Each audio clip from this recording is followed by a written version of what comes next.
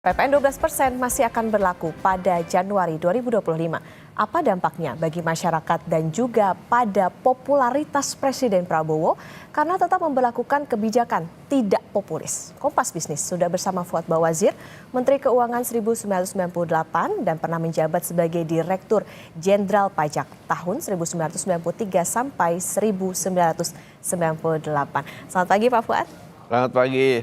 Pak Fuad, kalau kita melihat sekarang kan juga banyak aksi penolakan PPN 12% yang semakin meluas. Padahal prinsip pajak ini adalah keadilan dari rakyat kembali ke rakyat.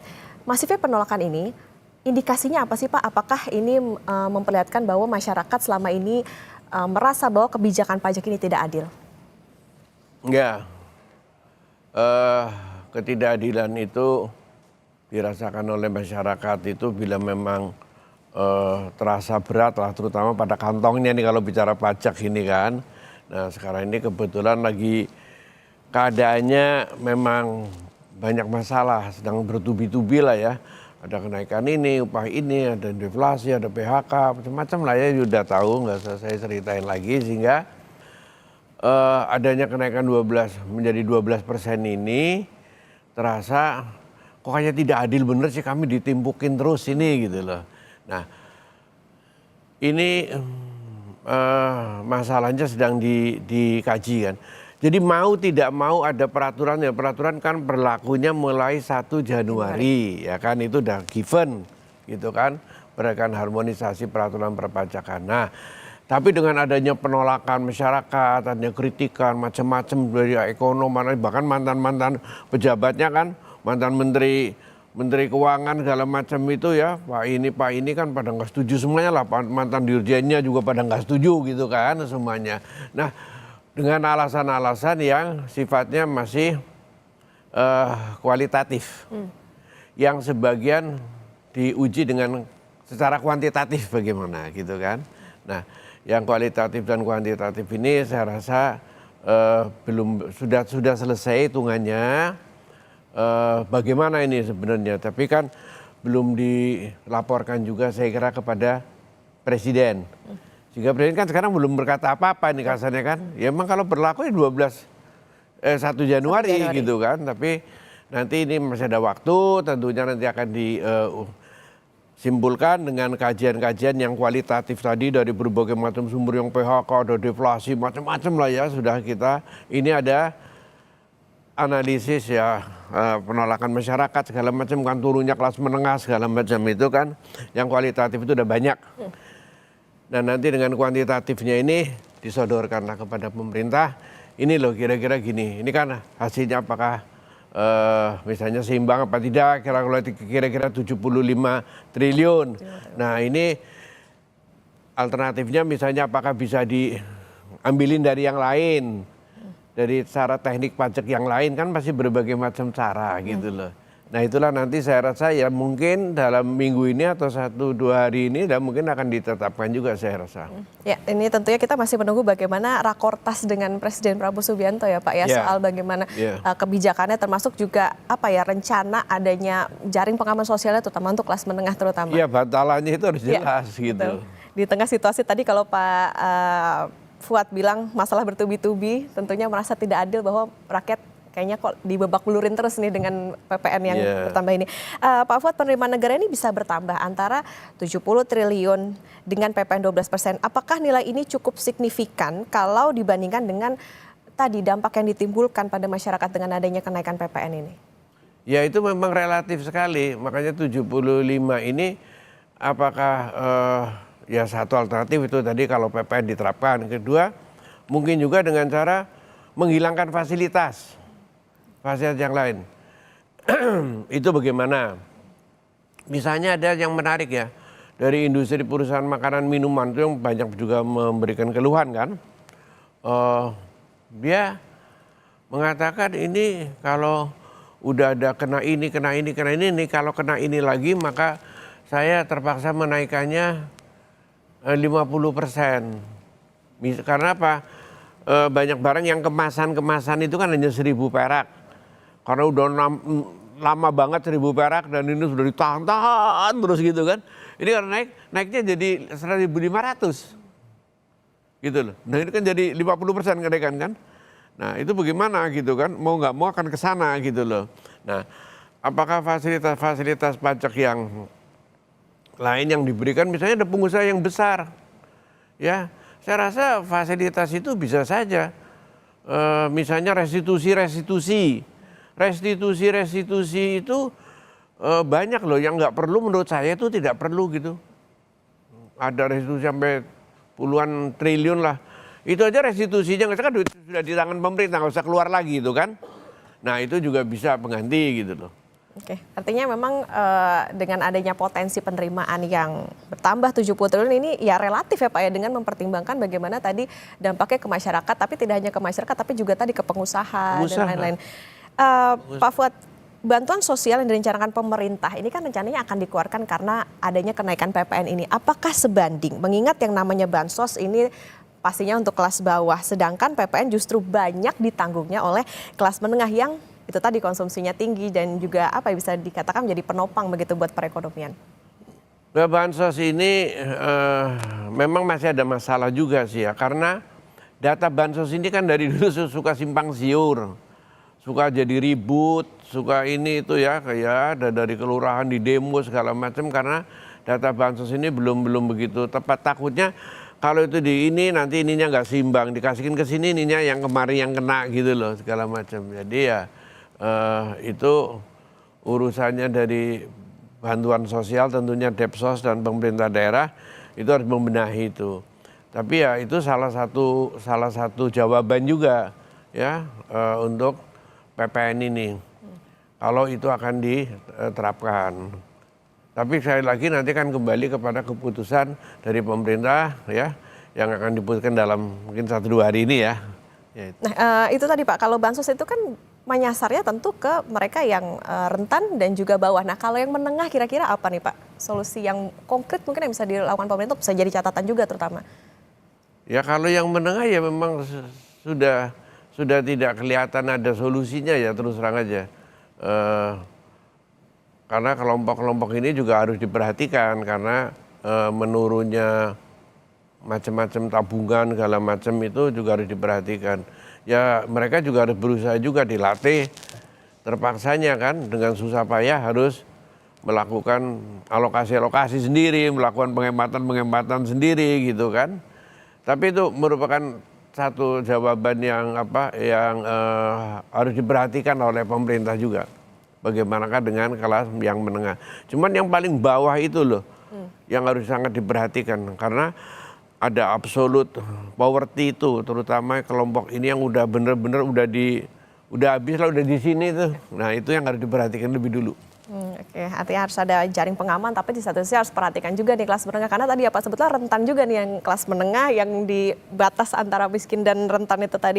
Sebagai penegasan Pak Fuad, sebagai sosok yang mengawal ekonomi sekaligus politisi, PPN ini sebaiknya ditunda atau bahkan dibatalkan? Bagi saya begini, jawaban yang resmi, yang potensi nanti tentu menunggu dari jawaban pemerintah ya. Sampai nanti akan diputuskan. Tapi umumnya para ekonom dan para ini adalah mengatakan ditunda ya, sepanjang itu belum mempunyai solusi yang konkret untuk menetapkan. Nah, tapi saya rasa penjawaban ini adalah bisa saja itu nanti ditetapkan asal ada solusi-solusi yang konkret setelah nanti diumumkan ya.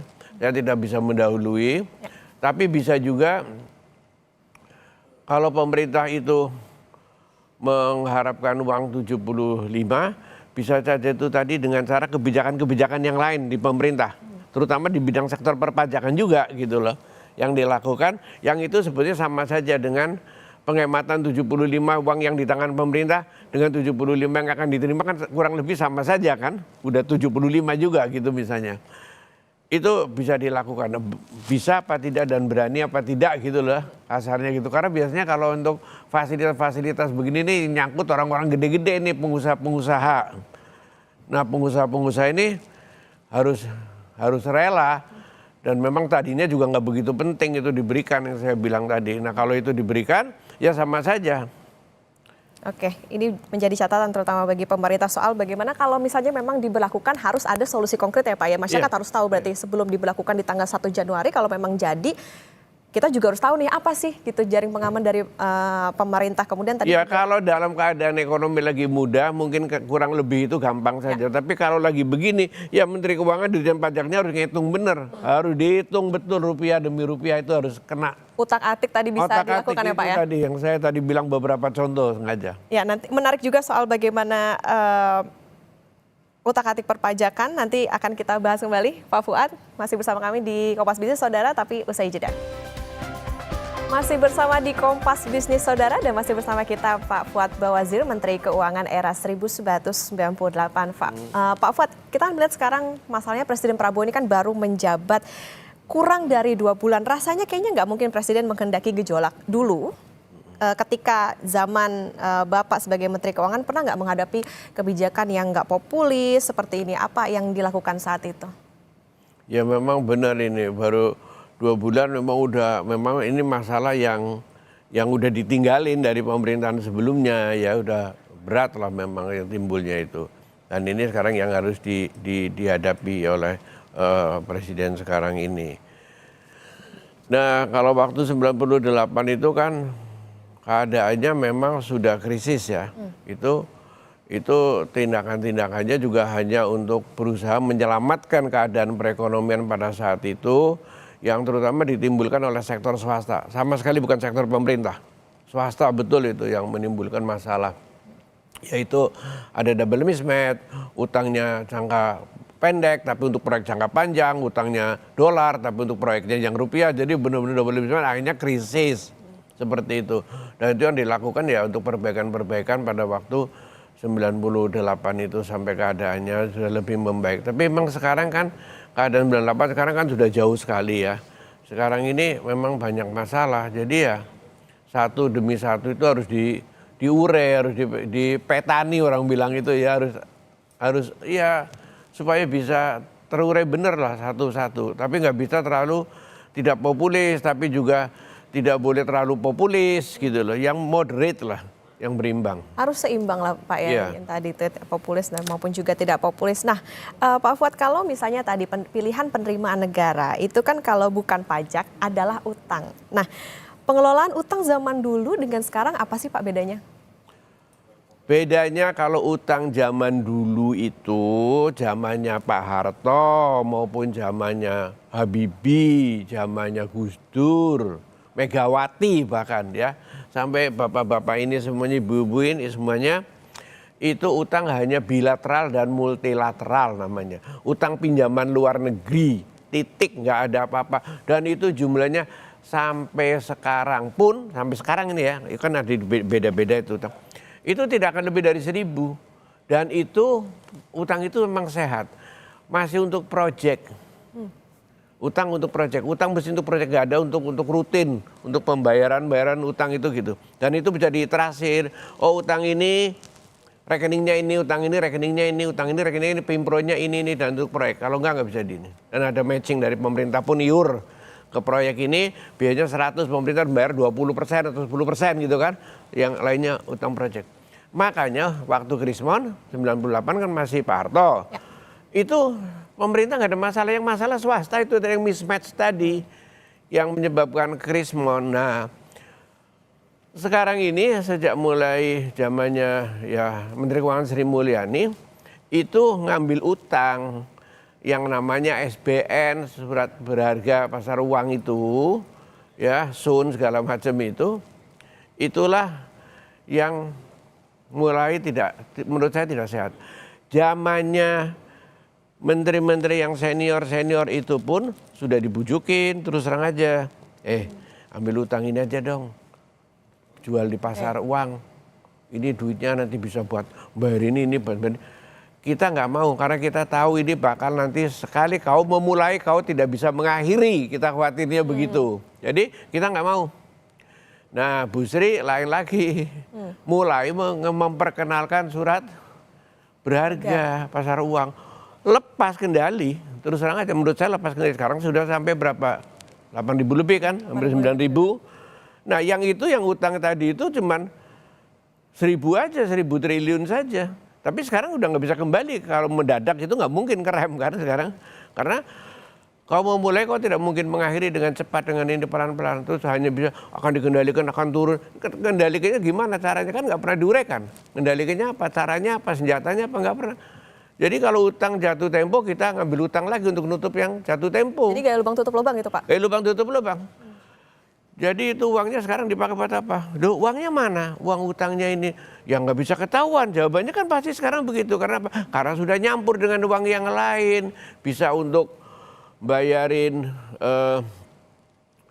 gaji, bahkan untuk THR, untuk apapun bisa dari situ. Sekarang udah nyampur nggak karuan. Kalau dulu kan nggak. Dulu untuk apa? Project. Untuk project. Ini sekarang untuk makan, kasarnya untuk rutin gitu loh, dibayarin. Nah, jadi sekarang susah sendiri. Apalagi kan mau jatuh tempo tahun depan kan, banyak yang jatuh tempo kan. Berarti catatannya utangnya bisa dikatakan tidak produktif gitu Pak? Menurut saya kurang produktif, jujur ngomong aja, karena kepake. Makanya buktinya apa? Kurang produktifnya itu utangnya juga tinggi, tapi pertumbuhannya segitu-gitu juga. Ya kan, malah lebih tinggi zamannya dulu, zamannya Pak Harto, bisa 7, 6, 8% kan tetap aja, walaupun nggak pakai utang, nggak pakai macam-macam gitu loh. Utangnya itu aja, bilateral, multilateral saja gitu kan. Sekarang juga begitu. Nah ini apa? Kan berarti kurang produktif. Karena apa? Lo kok bisa begitu Pak? Utangnya banyak. Karena dipakai buat rutin. Karena biaya penyelenggaraan negara sekarang itu tinggi sekali. Oke. Kalau tadi dikatakan utangnya tidak produktif. Nah, salah satu kalau menarik tadi soal bagaimana pertumbuhan ekonomi, cita-cita Pak Prabowo ini kan pertumbuhan ekonomi bisa sampai 8% Pak. Dengan porsi utang yang sekarang, bisa tercapai nggak Pak kira-kira? Kalau tadi dikatakan utangnya kurang produktif yang sekarang nih Pak Fuad. Iya, tapi tetap masih tahun depan harus utang lagi. Jatuh tempo mau dibayar di mana kan, kita harus jaga reputasi negara kan. Tetap masih begitu juga, sistemnya harus menurun caranya. Ya dengan hilirisasi misalnya pertambangan kan itu dulu kurang nggak digarap lah, boleh dibilang waktu zamannya yang lalu, presiden-presiden yang lalu, Pak Harto, sekarang kurang digarap. Sekarang digarap pertambangan ya secara eksesif digarap, tapi itu dijadikan penopang pertumbuhan ekonomi. Jadi mungkin karena pertambangan dulu belum musim, cuman migas, dulu kan cuman migas saja zaman dulu kan, dengan kontraktor production sharing hanya dibangun migas saja. Padahal kalau menurut pasal 33 Undang-Undang Dasar 45, tanah dan kekayaan terkandung di dalamnya. Jadi harusnya itu adalah pasalnya tidak boleh dipakai untuk migas saja, pasal itu. Yaitu migas bagi 65% pemerintah, 30% swastanya gitu kan. Apa 15%, 85% gitu. Nah, sekarang itu harusnya berlaku semuanya. Kalau menurut saya ya, berlaku baik ya sawitnya, tambangnya, apa semuanya udah swasta, kamu ngerjain, ini kan haknya rakyat, haknya negara. Kamu ngerjain ya dibayar saja itu, kamu dapat fee-nya lah kasarnya gitu, 15%. Bukannya nyerokin dari tanah tuh merasa kaya raya hebat segala macam, apa itu? Menurut saya kan nggak bener itu, terus terang aja. Cuman dulu tidak sempat digarap undang-undangnya, tapi pasalnya Undang-Undang Dasar 45 itu ada, ya. Jadi harus berlaku seluruhnya. Harus berlaku seluruhnya. Pak Fuad, menarik kalau kita melihat bagaimana di segmen sebelumnya Pak Fuad sempat menyinggung soal bagaimana pengampunan pajak untuk orang kaya nih Pak. Nah, masalahnya saat PPN berjalan, PPN-nya nambah 12%. Ini tentu tadi catatannya adalah bisa menekan bagaimana kelompok menengah sampai ke rentan tadi. Teks amnesti atau pengampunan pajak justru masuk prolegnas prioritas 2025. Apakah ini apa ya Pak, nggak menjadi sebuah ironi dan bukankah justru mempengaruhi popularitas dan kepercayaan publik pada Presiden Prabowo? Iya, memang tidak begitu lazim, di mana-mana di dunia itu juga kurang lazim ada teks amnesti bolak-balik gitu ya kan. Orang juga nanti pikir, ini nggak bayar pajak nanti. Dan teks amnesti itu pasti bukan orang kecil yang menikmati. Orang kecil itu nggak ada kepentingannya dengan teks amnesti. Mesti orang-orang yang gede-gede yang punya duit, punya macam-macam teks amnesti gitu loh. Nah, kalau dilakukan itu pun harus super hati-hati dan tidak boleh terlalu sering. Karena dulu itu teks amnestinya terus saja kurang berhasil. Menurut saya itu kurang berhasil. Ya kan? Ternyata tidak berhasil dan mempengaruhi teks rasio yang sekarang ini rendah itu sedikit banyak itu akibat dari teks amnesti yang dulu. Teks amnesti yang kemarin itu lain dengan teks amnesti 84 itu ada teks amnesti loh ya. Teks amnesti 84 itu kan dari dulu tuh official assessment terus diubah menjadi self assessment, itu perubahan yang sangat drastis. Ya, dari sistem perpajakan itu diberlakukan pengampunan pajak. Itu jadi ada alasannya. Orang suruh melaporkan sendiri itu hartanya dari tadinya ditetapkan oleh negara. Nah, itu ada alasan. Dan sekarang ini harus cari alasan yang tepat. Dan sekali ini tanggal amnesti ya nantilah kapan tahun, berapa puluh tahun lagi baru ada teks amnesti gitu loh. Kalau teks amnesti lagi, orang ya bilang, lah apaan itu? Kalau dibilang harus hati-hati, berarti pertimbangannya apa Pak ketika mengeluarkan teks amnesti? Apakah sekarang saat yang tepat untuk mengeluarkan teks amnesti bahkan masuk ke Prolegnas 2025? Saya tidak tahu itu apa tepat apa tidak, mesti dikaji dulu benar. Untuk dikaji benar kalau teks amnesti harus hati-hati. Tidak boleh sembarangan. Untuk teks amnesti harus dikaji, jangan cuman ini kayaknya kekayaan ini ya, ini nggak boleh begitu harus. Nanti saya kira Pak Prabowo akan teliti soal itu. Harus hati-hati dan juga harus teliti. Pak Fuad, 7 kementerian minta tambahan anggaran di saat penerimaan negara juga lagi seret. Nah, logis nggak Pak permintaan ini? Lebih bagus menghemat yang sekarang. Lebih bagus menghemat yang sekarang. Menghemat yang sekarang itu jangan terlalu membebani Direktorat Jenderal Pajak, Kementerian Keuangan ya. Yang sekarang ini dihemat, coba itu pengeluaran itu terus terang aja itu bocornya masih banyak. Masih. Kalau itu saja kalau itu dihemat tuh kemudian dikembangkan ke yang lain itu masih bisa, saya yakin bisa. Itu. Nggak usah nambah aja begitu gampang, nggak boleh. Oke, ditambah sekarang ada kebijakan populis, salah satunya makan bergizi gratis ini ya Pak ya? Iya, itu kan bergizi kekaruan lah, itu ada memberikan kepada rakyat bantuan kan. Betul. Tapi ini pengeluaran itu kan untuk pembelian ini itu segala macam. Makanya orang kan suka bilang, pemerintah kalau beli itu ciri khasnya apa? Mahal banget. Kalau menjual murah banget kali gitu kan. Nggak kayak swasta gitu kan. Nah itu di semua tempat. Beli ini aja misalnya 100 jadi 500 gitu kan. Nggak boleh begitu. Itu aja dihemat. Belajar semuanya menghemat. Oke.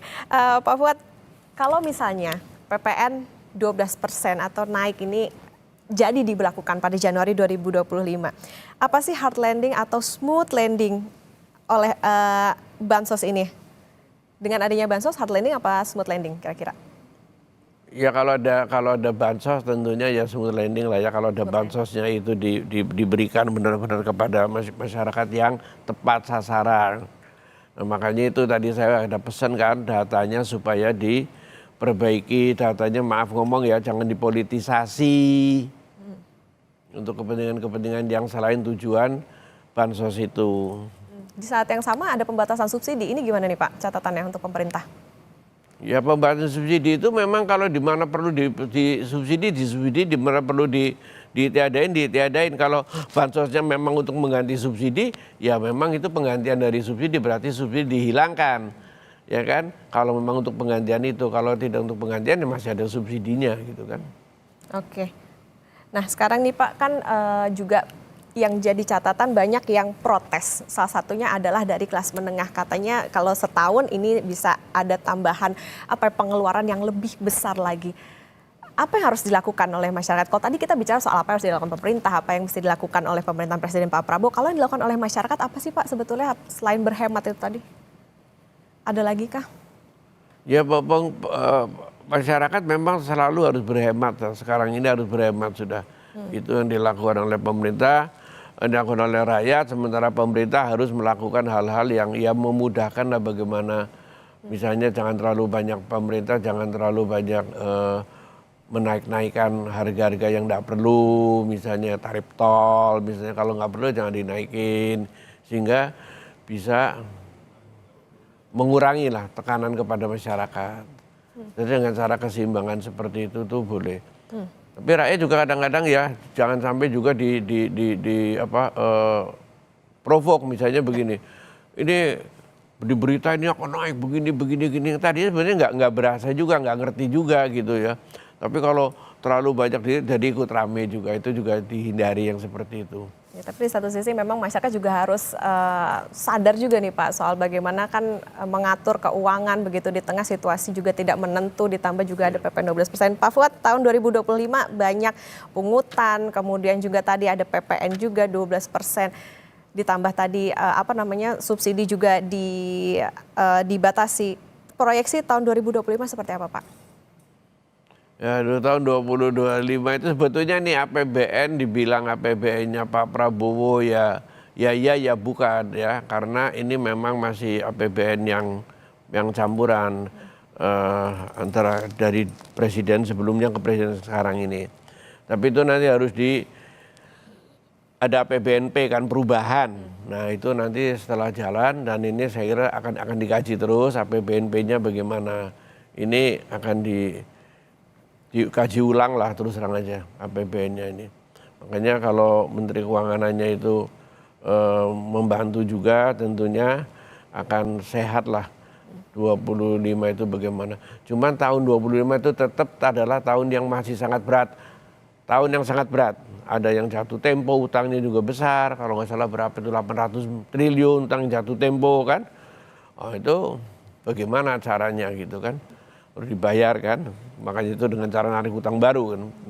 Nah, hal-hal seperti ini terus terang aja masih dalam pengkajian yang luar biasa sekarang ini. Timnya itu kerja siang malam untuk ini. Sampai nanti mungkin baru akan diumumin pada waktunya udah tepat lah Januari barangkali itu ya.